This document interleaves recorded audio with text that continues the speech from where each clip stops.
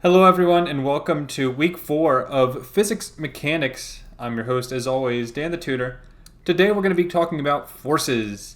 And to get started, we're going to talk about probably the most famous topic in all of forces, which is Newton's three laws. So, I don't have to give an introduction to Isaac Newton, but I will anyway, because I love Isaac Newton. So, basically, if you want to know who Isaac Newton was, he was a physicist from England.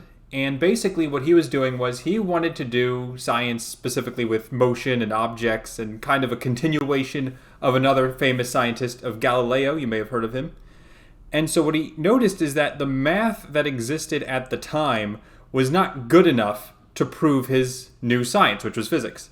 And the math that was available to him at the time was geometry. In other words, calculus had not even been invented yet. We're talking about the kind of late 1700s. So what did Isaac Newton do? Well, he invented calculus. And then it proved all of his equations to be right. And then the contemporaries, the fellow scientists of his time, said, no, you can't just invent your own math. That's not how that works.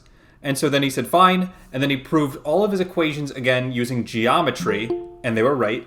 And then years later, it was discovered that, not only was Isaac Newton correct with his invention of calculus, but he essentially invented physics twice, once using geometry, once using calculus. And of course, if I'm talking about calculus, I cannot forget the name Leibniz. The guy's last name is Leibniz. I forget his first name, which is ironic because I just said I can't forget it.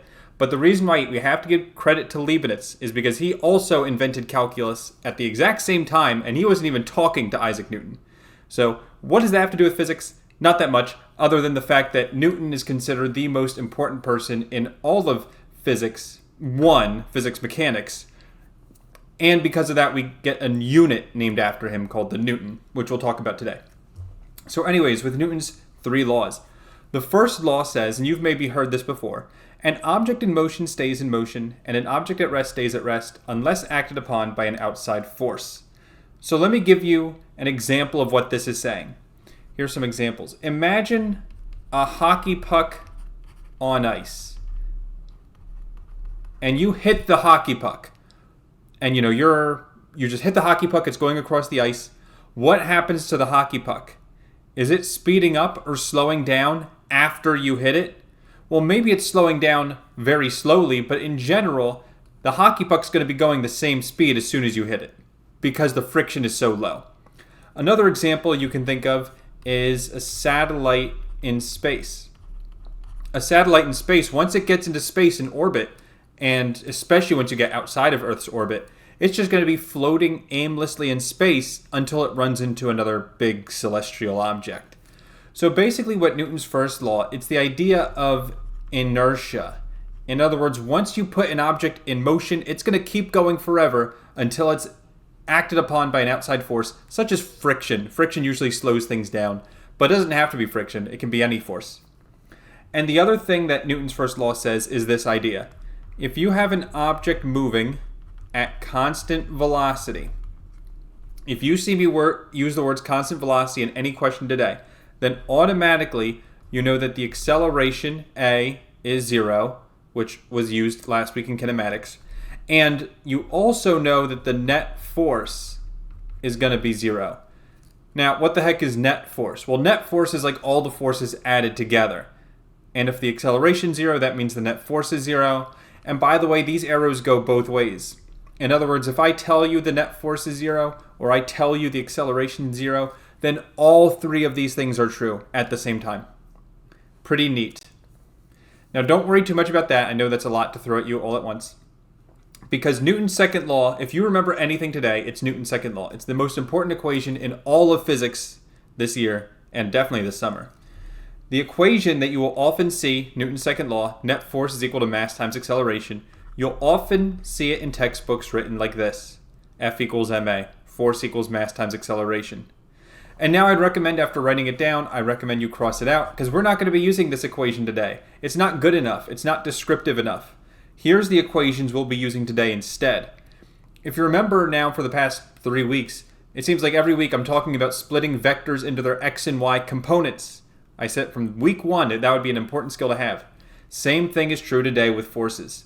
If I have, first of all, it has to be a net force. It can't just be any old force. Has to be the net force, the sum of all forces. That is equal to the mass times acceleration. Oh, and we're going to break it up into the x and y direction. So in other words, here's the x equation, and the y equation is going to look identical, except I'm going to replace my x's with y's. So in other words, we're going to have a net force in the x direction. We're going to have a net acceleration in the x and y direction. Luckily, mass is a scalar. It doesn't have direction. Mass stays the same. Oh, and one more thing that Newton's second law says that's kind of less obvious, and I don't have enough room, so I'll write it over here. Net force and acceleration always point in the same direction.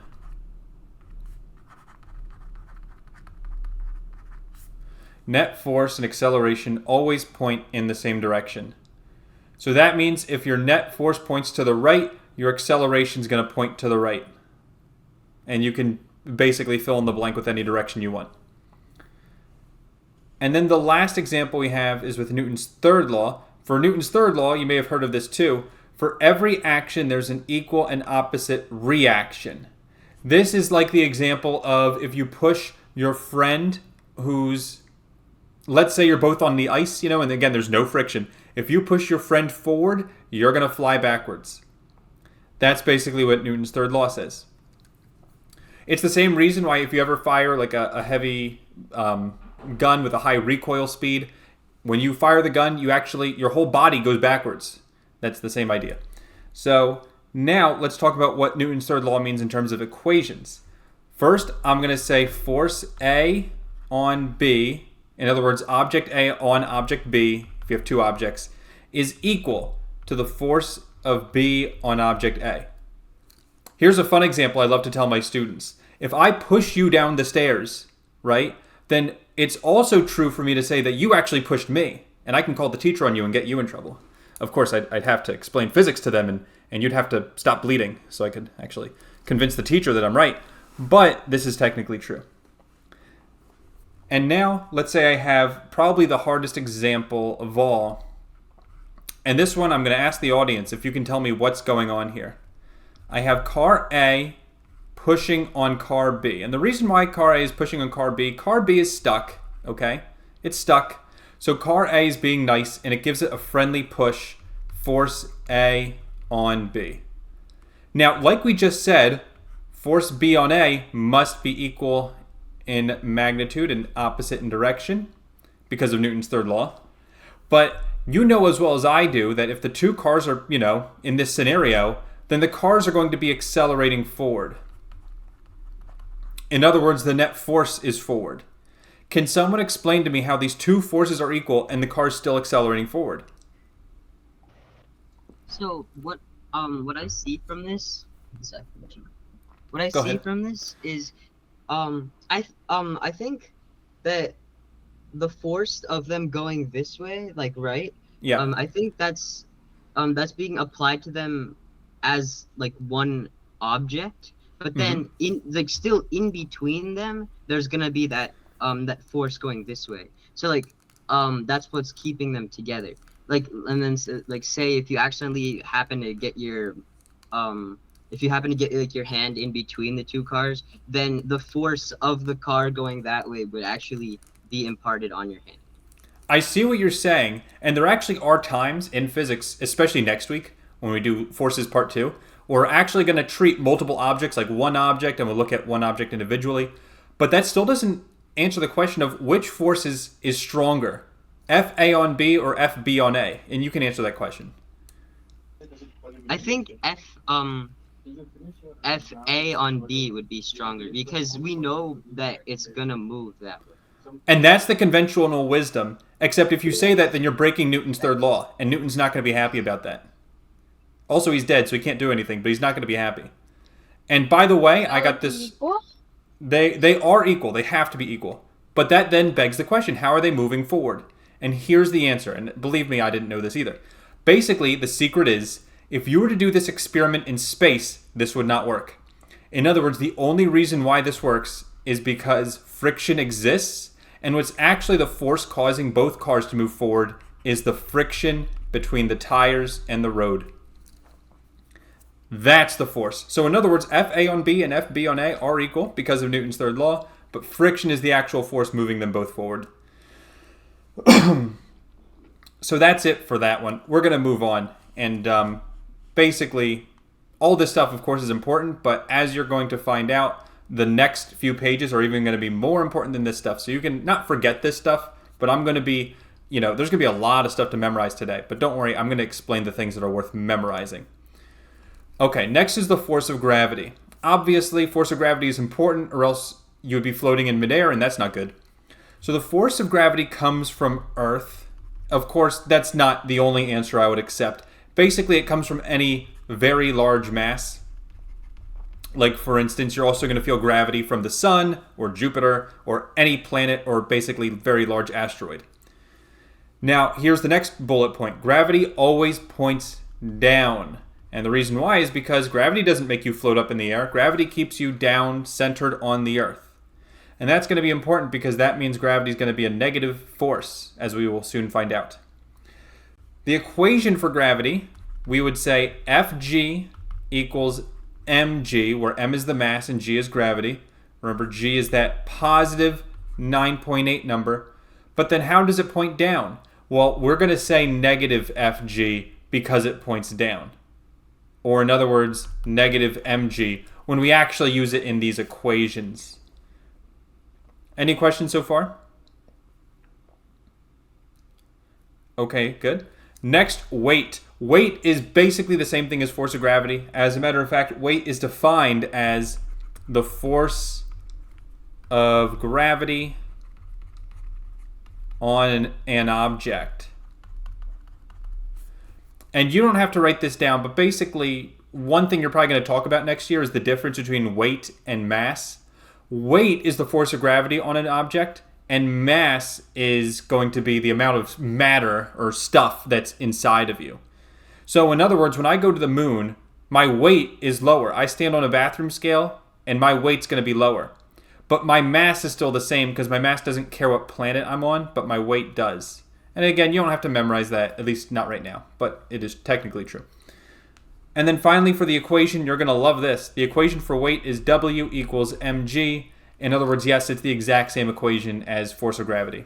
So that's nice. So that's it for the force of gravity. And then the last thing we're going to talk about on this page is the units of force. As I mentioned earlier, Isaac Newton gets his own unit in this course. It's called the Newton. And another way you can write that is the kilogram meter per second squared. However, if you don't feel like writing kilogram meter per second squared, you can just write Newton, and I will be doing that all day. Any questions on any of that? Okay, great. We're on to the next page. Normal force. Normal force is one of the most confusing words in all of physics, and actually calculus too. So basically, what does the word normal mean? Normal does not mean average or ordinary in physics. Normal in physics and math, calculus specifically, means perpendicular. So in other words, this can be called the perpendicular force. I don't know why they call it the normal force, but everyone does. Everyone does. So this is the force that comes from surfaces. In other words, the fact that we're all sitting in chairs right now, or maybe you're just standing up and you're on the carpet or whatever, as long as you are touching a surface, you are going to feel a normal force. Here's how you can picture the normal force. Why are you not falling to the center of the earth as we speak? It's because the floor is stopping you from falling to the center of the earth. That's what the normal force does. It counteracts any force that you're touching. And which way does it point? It always points perpendicular. Perpendicular. So for instance, if I have a box like this, and let's say gravity points down like that. Remember, that's the force of gravity, Fg. Well, then the normal force, which I'm going to call Fn, I'm going to call the normal force Fn all day, every day. Your teacher might call it something different. Every teacher calls it something different, I've noticed. But I'm going to call it Fn. And it's going to point perpendicular to the surface. So in other words, let's picture now I have a book being held against the wall with my hand. Well, in this case, gravity points down still, Fg. but my normal force points perpendicular to the surface, so it actually points away from the wall.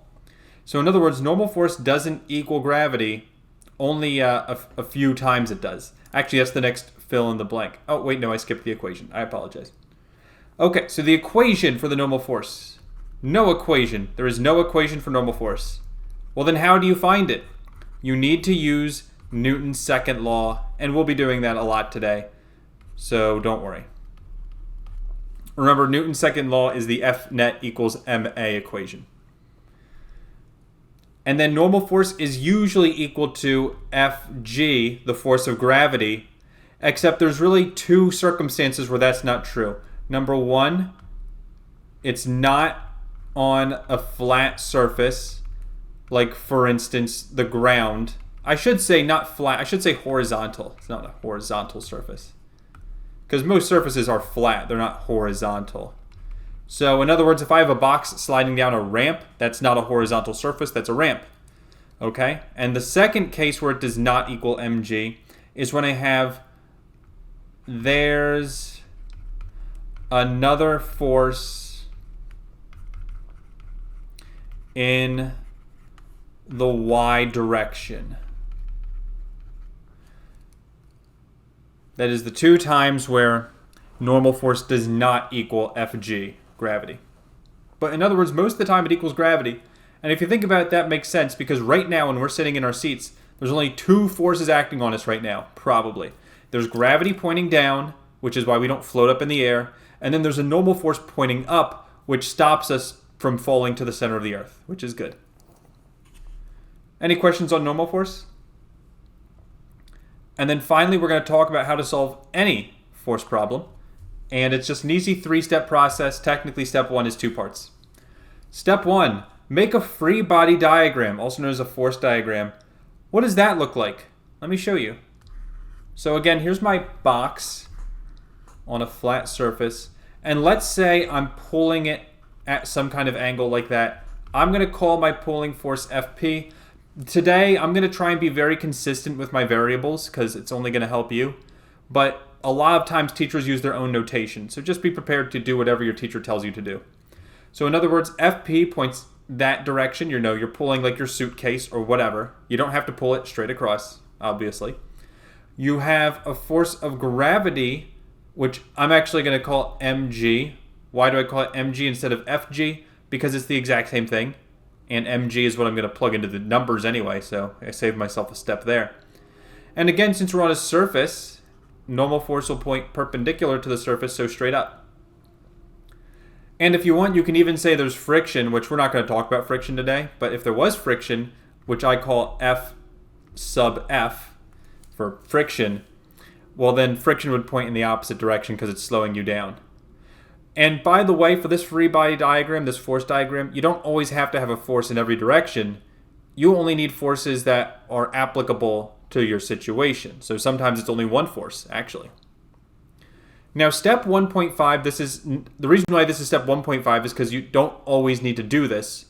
But if you have a vector, and remember a vector is just any of the arrows I just drew. Force is a vector, by the way.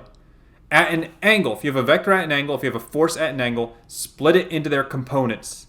So in other words, in this example, I have Fp.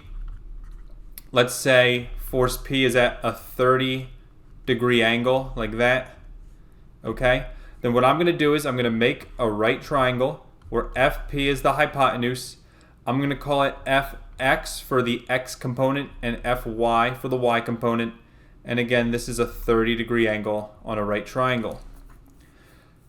Then if I want to solve for Fx and Fy, what I would say is cosine 30, and remember cosine is adjacent over hypotenuse. The adjacent is Fx divided by hypotenuse is Fp. And then if I wanted to solve for Fy, I would use the sine of 30 degrees because sine of 30 is equal to opposite over hypotenuse. So in other words, Fy over Fp. And that's how you can solve for the components, which we will need to do. And I'll do that a lot today. So that's all part of step 1. Step 2, write the sum of forces equation, Newton's second law, for the x and or y direction. Let me show you how we do this. First, for F net x direction, We're talking about the right and the left. Typically in physics, we define right as positive and left as negative. So what I'm going to say is F net x equals the forces pointing to the right minus the forces pointing to the left equals mass times acceleration in the x direction. Now, you won't always have a force in the right and left direction. Sometimes it's only the right, sometimes it's only the left. But just make sure you're filling out this equation correctly. And then, of course, in the y direction, we have the same idea. We're going to have F net y equals the forces pointing up minus the forces pointing down equals mass times acceleration in the y direction. And again, the x acceleration can be different from the y acceleration, and we will see that today as well. Oh, and one more thing. This is going to be really confusing. If you want to, you can actually define down as positive and up as negative. I know, that sounds confusing. I would not recommend you do that, especially not today. I think that would be very silly. But I can do it because I know what I'm doing, and once you get good at it, and there are situations where defining down as positive does make sense, but not today. Don't do that today. Okay, so the last step is solve for what the question's asking. Usually this involves algebra. That's pretty straightforward. I don't think I have to explain that. Any questions on that page? Okay, then if not, we're going to go to our very first forces question. And by the way, I was doing this problem earlier today. You definitely need like a full page to do this problem. So in other words, either write small, like really small, or get a scrap sheet of paper. So what was step 1 again? Step 1 was draw a free body diagram. Oh, let me read the question. A 10 kilogram sign is held up by 2 ropes angled at 45 degrees. What is the tension in each rope? So first I'm going to draw the free body diagram. If I think of the forces acting on this sign, I will always have gravity pointing down. So I'm going to call that mg. For the 2 ropes here, I'm going to give them different names. I'm going to call the right one TR because it's on the right and it's a tension. And I'm going to call the left one TL because it's the left one and it's a tension. Now, by the way, does tension make a difference to anything? No, tension's just a force usually in a rope. That's all you can think of tension as. It's not important. There's no tension equation. We're just going to use Newton's second law. And there's no other forces acting on this sign. What else would there be? It's not touching a surface because the wall is too high up. It's not touching the wall. It's only touching the ropes and gravity. So it's the only forces acting on it. Now step 1.5. You see that we have 2 vectors at angles. We're going to have to split them up into components. So let's start with TL. Let's draw that triangle. Here's the 45 degree angle. TL is the hypotenuse, which means I have TLX and TLY as my 2 components. Now, if I want to solve for the x and y component, I need to use cosine to find x because cosine's adjacent over hypotenuse. So the cosine of 45 degrees equals TLX divided by TL. And then if I want to find TLY, I would say sine of 45 degrees equals TLY over TL because that is the opposite over the hypotenuse. We talked about that earlier in the lesson. And then if I do the exact same thing for TR, I can draw it again, but it's going to be the exact same idea where it's just going to be, basically the mirror opposite of TLX and TLY. In other words, what I'm saying here is the cosine of 45 degrees is equal to TRX over TR, and then the sine of 45 degrees is equal to TRY over TR. I wrote that sloppy. Let me fix that. TRY over TR. So that's it for just the first. We're kind of halfway done the problem already, actually, if you think about it, because we did step 1, step 1.5. Step 2 is going to be probably the hardest part. It's coming up with the Newton's second law equation. Now, by the way, after you split it up into components, if you want, you can actually redraw your diagram, or I probably wouldn't erase it on an actual test. I'd probably write it underneath it, but there's not a lot of room for this problem. But what I'm saying is this is now TLX, and pointing up is TLY. And And we can say the same thing for TR. TRX points to the right, and TRY points straight up. And that's going to help me when I draw my sum of forces equations, because I cannot, and I repeat, I cannot have forces at an angle. I need to split them up into components, or else I can't use them. So now I can say, well, I can either start with F net X or F net Y. It doesn't matter. I'll start with F net X. So F net X, all the forces to the right. What forces point to the right? There's only one. It's TRX. So I'm going to write TRX. And then minus the forces to the left. Again, there's only one. It's TLX. And then I set that equal to mass times acceleration, specifically in the x direction. Now, I'm going to make the bold statement and say the acceleration is 0 for this problem. Why? Because is the sign moving around? Probably not. The sign's not moving. So since the acceleration is 0, you can actually say that TRX, if you add TLX to both sides, TRX is equal to TLX. And remember what we said earlier about how, if I go to the other page real quick, remember how I said earlier that cosine 45 equals TLX over TL? Well, I can actually solve this equation for TLX, and I can say TLX equals, multiply both sides by TL, and I get TL times the cosine of 45 degrees.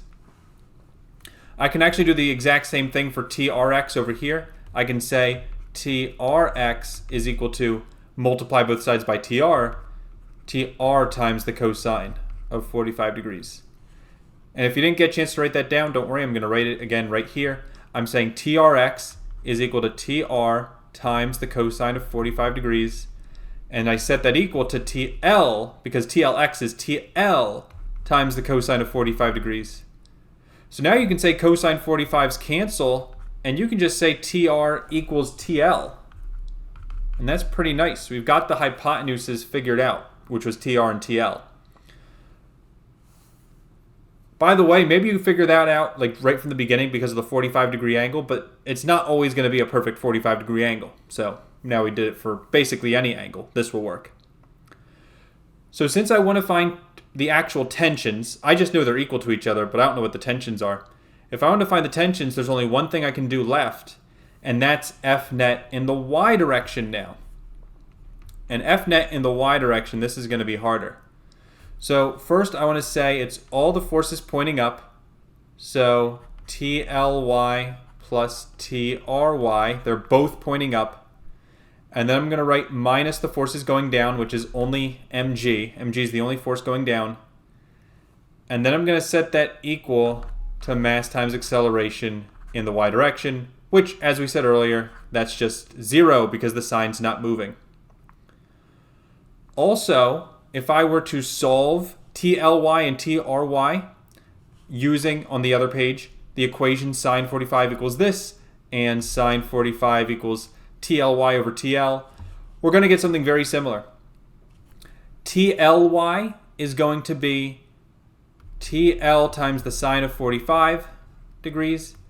TRY is going to be TR times the sine of 45 degrees. And I'm just filling this in for TLY and TRY. That's why I'm plugging it in here.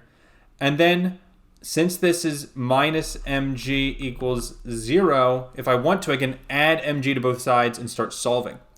So let me do that on another page because I'm out of room. What I'm saying is TL sine 45 plus TR sine 45, add mg to both sides, equals mg. And remember what I said earlier, TL equals TR, so I can just write both of them as TL or both of them as TR, doesn't matter. I'll write them both as TL. And sine of 45 degrees, that's the square root of 2 divided by 2.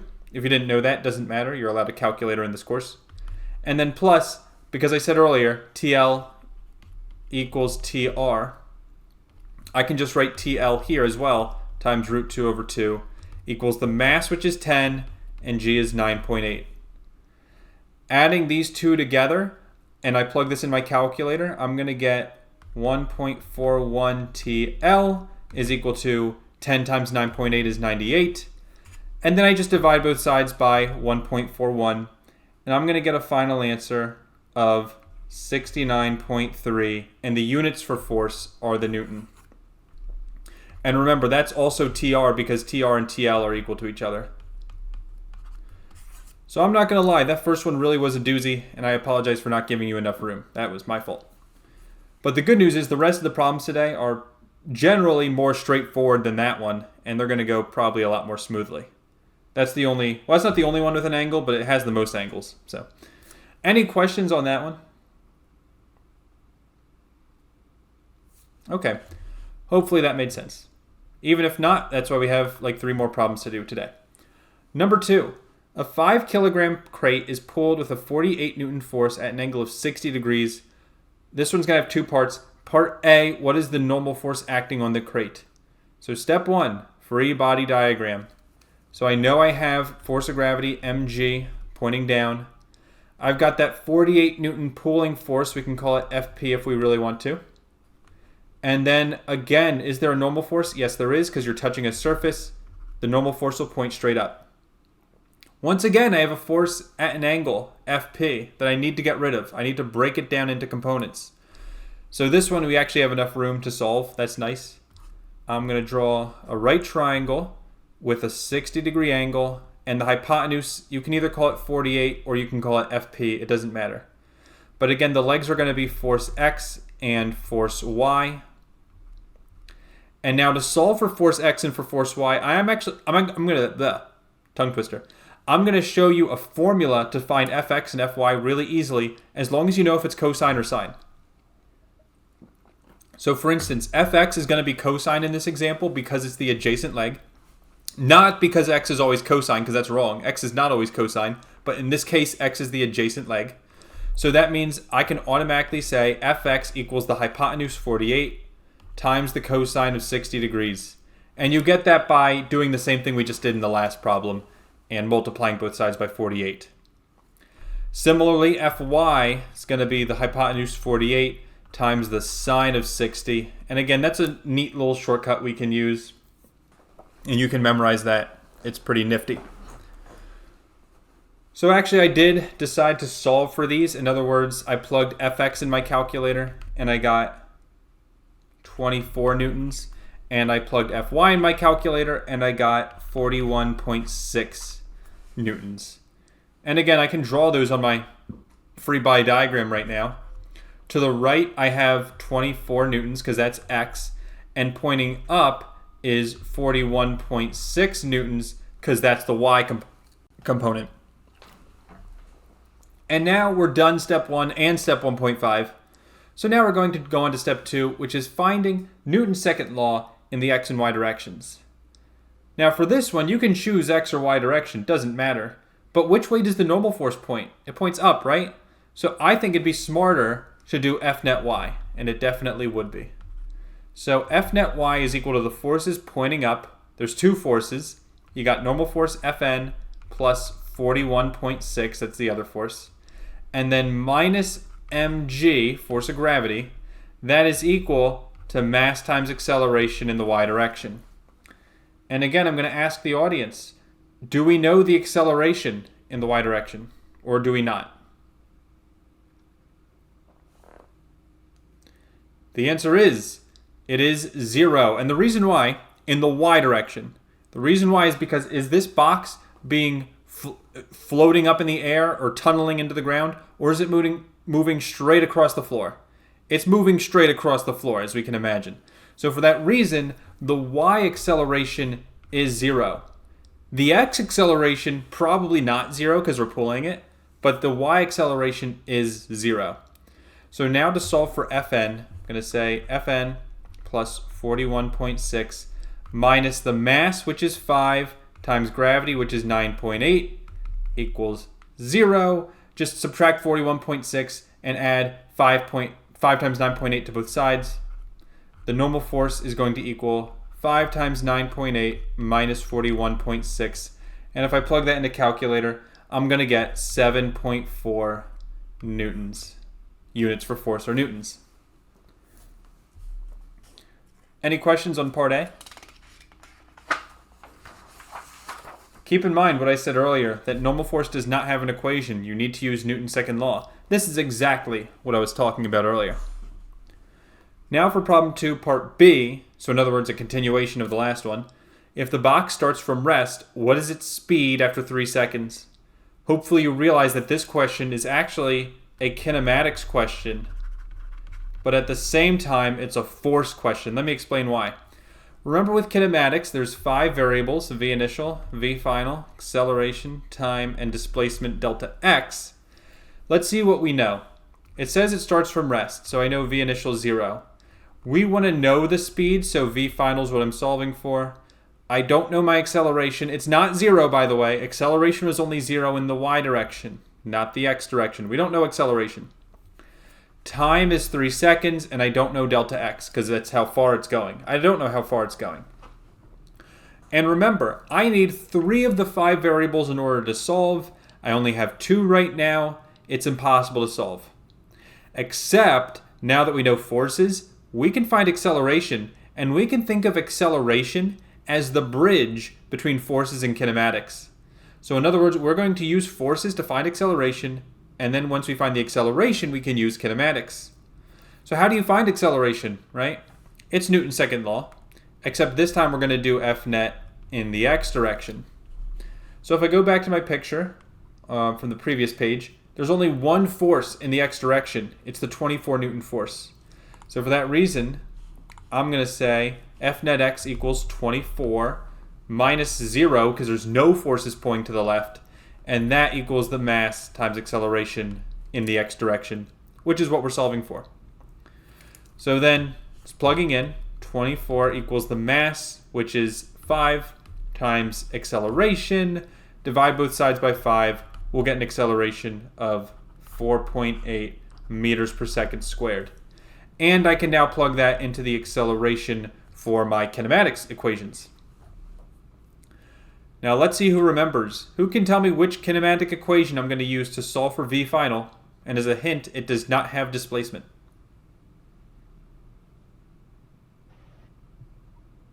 I believe it's v final equals v initial plus at. And you are correct. V final equals v initial plus at. So v final is what we're solving for.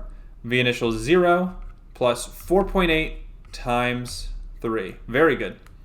And then v final is going to be 4.8 times 3, which is 14.4 meters per second. And there's our final speed.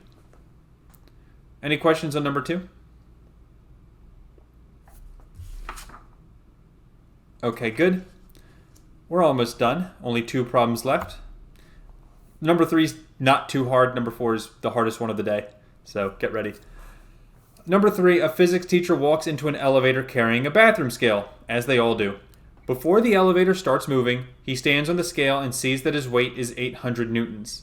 Oh, and by the way, yes, weight, the units for weight is newtons. You think of weight as pounds, and you would be correct because pounds is just the American units for weight. But I suppose it's actually kind of funny because the Europeans will use kilograms, and kilograms is technically not a weight, it's a mass. Does that really make a difference? No, not on Earth, but it does make a difference if you measure yourself on the moon. But that's a story for another day. Anyways, the elevator then starts moving. What is the reading on the scale when the elevator is moving 3 meters per second upward while accelerating 1 meter per second squared upward? So first, they didn't give us a picture, so I'm going to draw one for us. I've got my elevator. I have my physics teacher standing on a bathroom scale like that. I know the velocity of the elevator is 3 meters per second, and the acceleration is 1 meter per second squared. So I have my velocity, I have my acceleration, they both point up. Great. Now I'm going to start with the forces. In other words, step 1, free body diagram. Can someone give me a force that's acting on the person?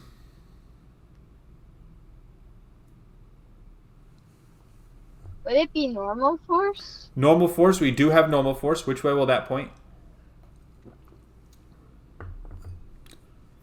Up? Yep, it will point up because the surface is below him. Excuse me. And then the only other force acting on the guy is gravity, which points down.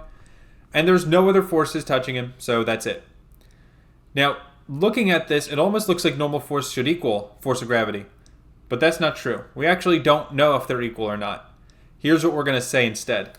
We're going to say F net y, because clearly it's y direction, there's no x direction going on, is equal to the forces going up, Fn, minus the forces going down, Fg, and again, I set that equal to mass times acceleration in the y direction. And we do know the acceleration. It says right here the acceleration's 1. So I can plug that in right there. Do I know the normal force? Yes or no? The answer is actually yes, believe it or not. Why is that? Because do you see when it says that the guy who stands on the scale and it says his weight is 800 newtons? Here's something worth knowing. Reading on a scale equals the normal force. Equals the normal force. So in other words, the normal force is 800 newtons. And actually, I just lied to you. I apologize. I don't like lying, but I just lied to you. The reason why is because this normal force is not the same normal force at the beginning of the problem. How is that possible? It's because at the beginning of the problem, is he moving? No, the elevator's not moving. Before he's moving, it's 800 newtons. But after he starts moving, well, now we don't know the normal force. That's actually what the question's asking. The question's asking what's the reading on the scale. So we're going to solve for the normal force. Do we know the force of gravity? Technically, yes, it's mg, but I don't know mass. I do know acceleration's 1, so I'll plug that in right there. But if I want to solve for normal force, I'm going to have to find the mass. Does anyone have any ideas on how I can find the mass? Maybe we can use the reading from the scale in the beginning because that includes mass. Correct. In other words, we're using his weight at the beginning. Remember, weight equals mg. So therefore, 800 equals mg, and g is 9.8. So 800 equals mass times 9.8. We get his mass to be about 81.6 kilograms. And once we have that, we have everything we need to solve. So for instance, Fn minus mg is 81.6 times 9.8, but I'll give you a hint. It says right here 800 equals mg. I'm just going to write minus 800. If you don't like that, then do 81.6 times 9.8. You'll get 800 anyway. And then on the right side of the equation, the mass is 81.6 times 1. And so then if I want to solve for normal force, just add 800 to both sides. Normal force equals 881.6 newtons. That's going to be the reading on the scale. In other words, when he's standing on the scale, and this, you can try this at home, kids. You find an elevator, you get a bathroom scale, you try this at home. When you go up in the elevator, your weight is going to appear heavier than normal. But here's the thing, it's not because you're moving upward. Oh no, it's because you're accelerating upwards. In other words, did I even use the velocity in this question? No, I didn't. I didn't use velocity equals 3. As a matter of fact, the velocity doesn't even matter. Theoretically, you can be going down in the elevator and the acceleration can still point up. Can someone give me an example of in an elevator like this, okay, you're in the elevator and the velocity is pointing down, but your acceleration is pointing up? How is that possible? Any ideas? Yeah, so say if you're on floor 20 and then like obviously to start getting down, if you're stationary, your acceleration and velocity you're going to start to increase. But then as you're slowing to floor 1, you're actually slowing, and then your acceleration can still can be positive because then it's technically like you can stop there. You said the magic words. Thank you. So basically, you're exactly right. When you slow down to floor 1, that's when that happens. Because slowing down, what that means in physics, the velocity and acceleration point in opposite directions. So in other words, when you're moving down and you're slowing down, that means the acceleration must point upwards. At the same token, as soon as you start moving downwards and you're speeding up, when you're speeding up, velocity and acceleration both point down.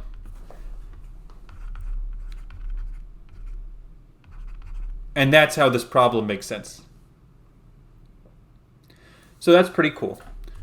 So, oh, and by the way, that's one of the conceptual questions that are almost certainly going to trip you up at some point during the school year. It's the difference between velocity and acceleration. I can only do so much during the summer course, but you will confuse velocity and acceleration. Just remember, acceleration is about speeding up and slowing down. Velocity is all about where you're going. And with that, we're ready for the final question of the night, and it's the hardest. In the pulley system to the right, block A has a mass of 8 kilograms and block B has a mass of 2 kilograms. So first, let me just fill this in. Block A is 2 kilograms and block B is 8 kilograms. Do I have that backwards? I do have it backwards. I apologize. Block A is 8 kilograms and block B is 2 kilograms. Okay, first question, true or false? The pulley will not move at all because A is heavier than B. Any brave souls want to answer that question? Basically, Would it be go ahead. false? So you're saying the pulley will move, or are you saying it won't move? I think it will move You think it will move, and why? because the 2 kilograms is being pulled downwards. So maybe the force when it's being pulled downwards would be enough to move the block. You are correct, and we're going to see why. It's actually a big misconception. People think, oh, block A is heavier, it can't move. Not true. Let's talk about it using forces.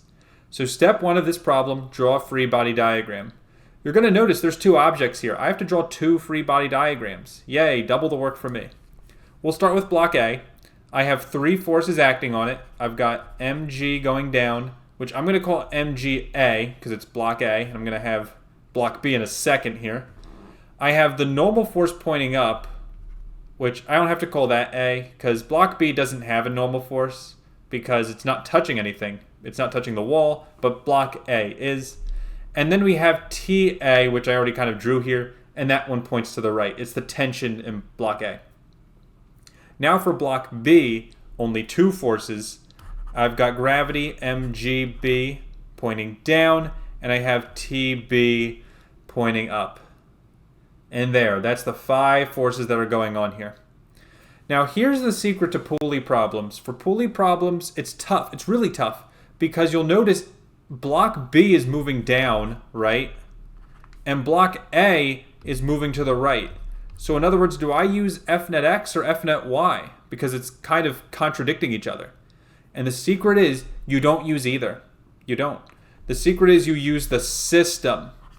We're going to call a new coordinate axis called F system, and that is going to be all the forces, and basically you only have 2 directions anymore. You have clockwise or counterclockwise. You have in the direction of motion or against the direction of motion. So if I were to do F net for the system, then what I would say is I would go force by force, and I would say, is this force moving clockwise or in the direction of motion, or counterclockwise, which would be negative, against the direction of motion. And again, I'll set it equal to mass times acceleration, and remember that is for the system, it is not x or y.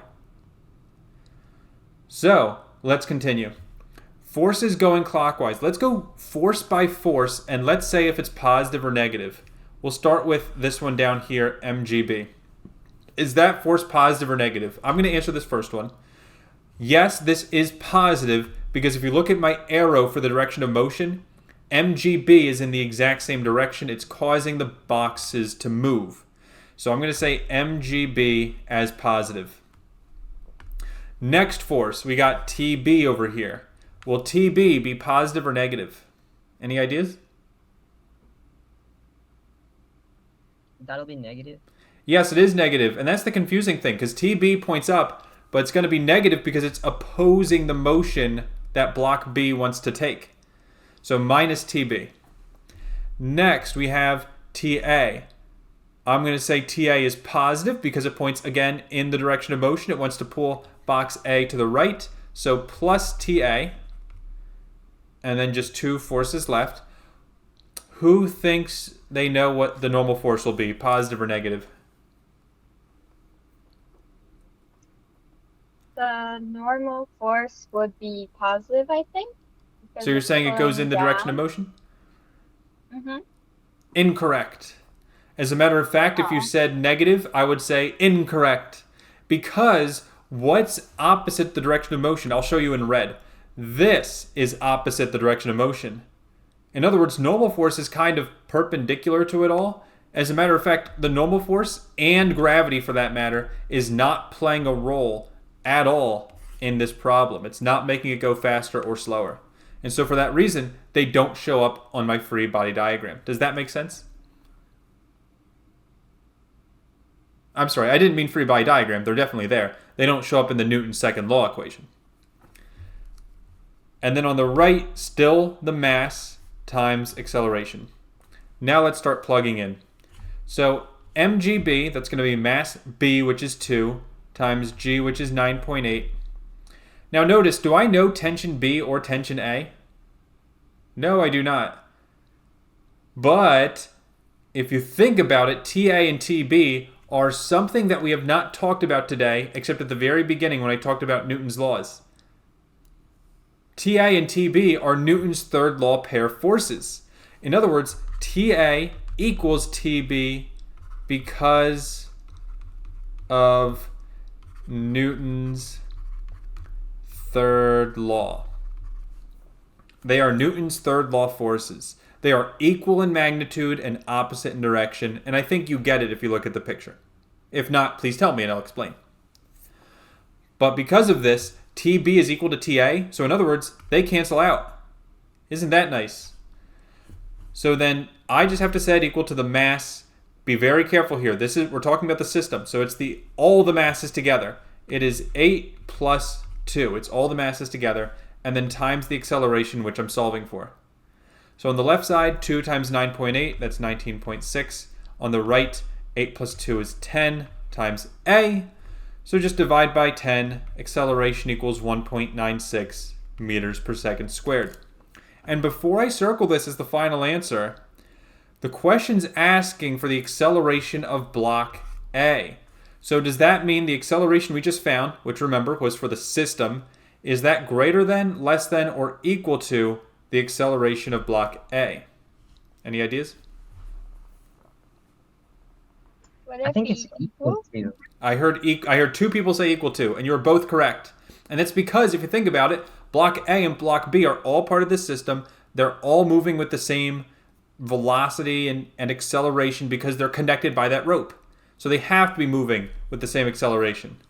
Well, technically, I'm going to say technically the acceleration and velocity are different because it's different directions. One goes to the right and one goes down. But that's why we define the system as clockwise and counterclockwise as opposed to up, down, left, and right, which would be too confusing for this problem. Even I wouldn't do it that way. It wouldn't be good. So with that, we're done that. And now there's only one part left. The only thing we have not found yet, what is the tension in both ropes TA and TB? So as we just said, they are going to be equal to each other. So once I find TA, I already found TB automatically. And the other thing I noticed is that since they canceled in the last equation, if I use the system, it's not going to work. In other words, now, after I did the system, to find the acceleration, I need to look at either one of the blocks individually. I can look at A or I can look at B. Now, since B has less forces acting on it, it's only got 2, I'm going to use box B. I think that's going to be a little easier. So here's box B. Again, free body diagram. We got mgb going down and tb going up. This time, instead of the system, I'm doing F net y. And remember, F net y is all the forces going up minus the forces going down. So in other words, it's going to be TB going up minus mgb going down. And then I'm going to set that equal to mass times acceleration in the y direction, which we already know. We just found it in the last problem, 1.96. So then TB is what we're solving for, minus the mass. This is just mass B, so 2 times 9.8 equals mass. Again, it's just mass 2 because we're only talking about box 2. And then times the acceleration, 1.96. And so then I would just add that to both sides. So TB equals 2 times 9.8 plus 2 times 1.96. And if you plug it in a calculator, you'll get TB equals 23.5. And that's wrong. Can someone spot the mistake I made on purpose and why that's not the right answer?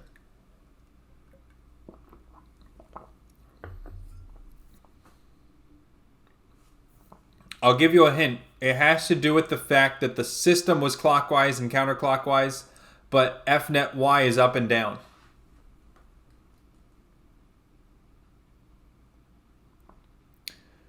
So basically, and I think you'll agree with me. Go ahead.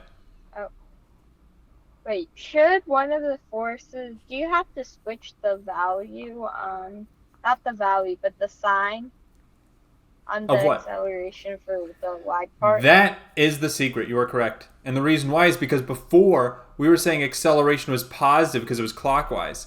But now if we look at acceleration on block B, it's going down, and down should be negative 1.96. And so that's why you got to be very, very careful with up, down, left, and right, because it can mess you up. And by the way, as I said earlier, there are times where I like to define downward as positive. This is one of those times where I would do that. Are you ready for that? No, not yet. I just want you, even if you think you're ready, I don't care. For the first week, I want you to always use up as positive, down as negative, except for the system, then it's crazy and it's lawless. But anyways, yeah, acceleration is negative 1.96. That's negative 1.96. And if you plug it in your calculator now, you'll get 15.7 newtons, and that's the right answer. And now we're done for today. So do you have any questions before I let you go?